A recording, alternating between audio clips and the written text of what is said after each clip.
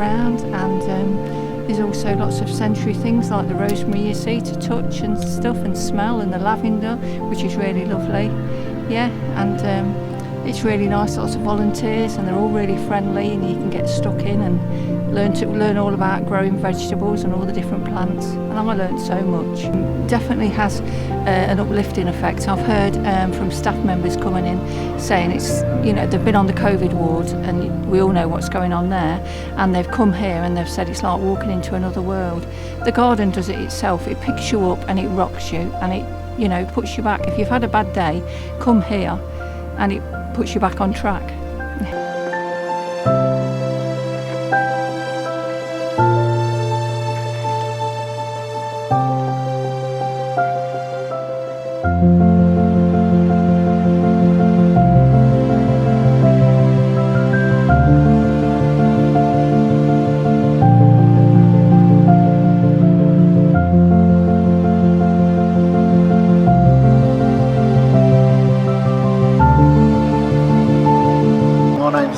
I was redeployed into the secret garden for just short of a year. We did all sorts of maintenance in the garden, really loved it, and then as COVID eased off, people started coming back in, so we got to meet staff and saw the benefits of the place. It was obvious the impact that the garden had on people's health and mental well-being during this time.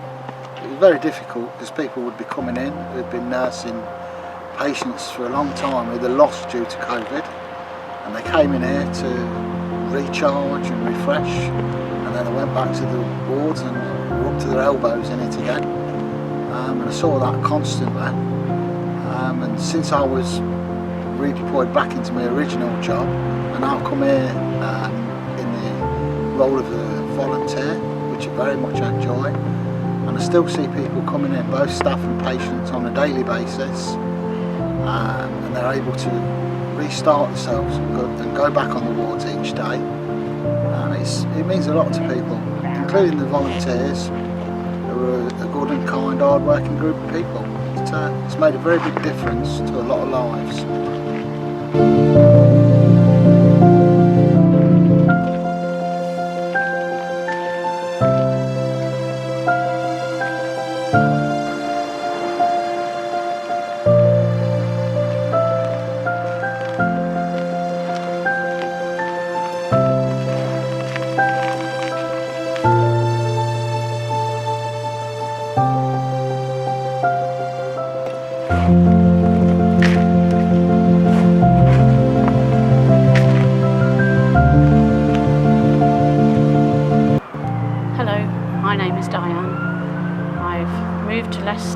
Approximately 6 years ago, and after getting the house ready, I decided I'd like to do some volunteering. Having volunteered most of my life, and some of it with the NHS, I approached Leicestershire NHS and volunteered in the hospital to start with, but due to COVID, obviously everything stopped, and I was offered the chance to work in the garden.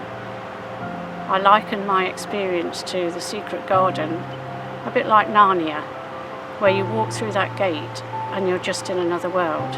The peace, the tranquility, the prettiness, the changes, everything is just beautiful. And it's so lovely to see visitors, patients and staff come onto the garden and also receive that peace and calm. It's just so wonderful.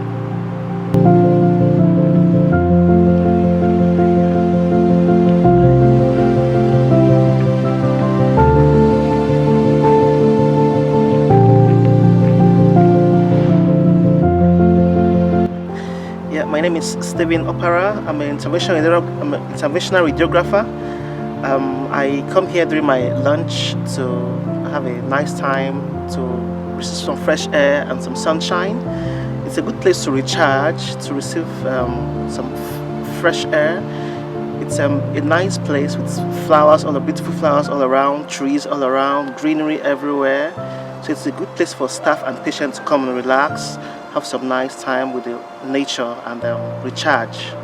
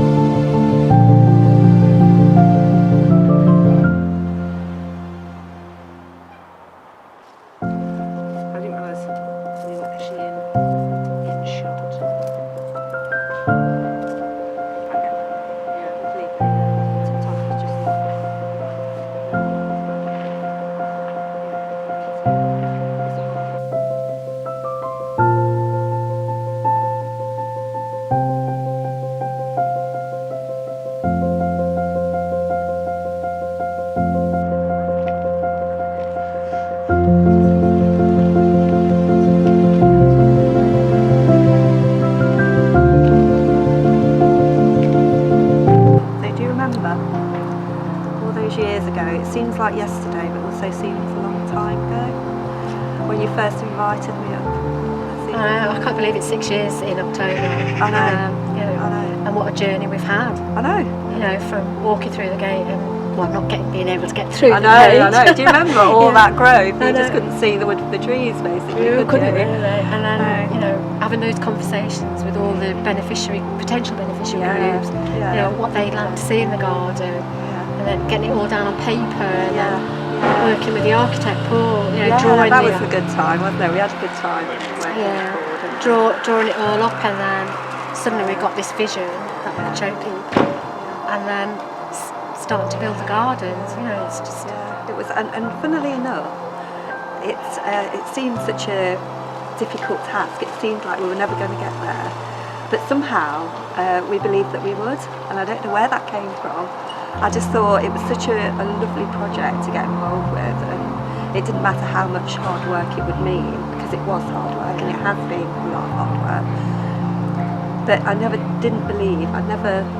disbelieved that we would make it, do this. I know it's a strange feeling, isn't it? You know, something was driving us forward, and I think from my perspective, I don't know about yourself, Sue, but I think it was having all those conversations with people about what they think the benefits would be to them and what it would mean to them to actually get this garden up and running. You know, when we had those conversations with the patients, and when we went out to the Agnes unit, we spoke to staff who used to work here, and all the different ways that they could get involved if that garden ever became a garden that they could enter. And I think that was our drive, wasn't it? Really? I think it was. I think it was the thought that one day at some point people would benefit from being out in the garden. I mean, part of the project we read about how beneficial gardens could be and all the theory behind it. So, you know, it was just lovely to be able to put that theory and make it become a reality in a way and bring that garden. But can you remember what it looked like? I mean, it was just... it was horrendous, wasn't it? It was just a massive... But there was that magic to it as well. There was, You know, it had that, as soon as you walked in, it got that magic feel about it. It was as if the garden was saying, come on, get me back to, you know. It was just, it was a wonderful feeling.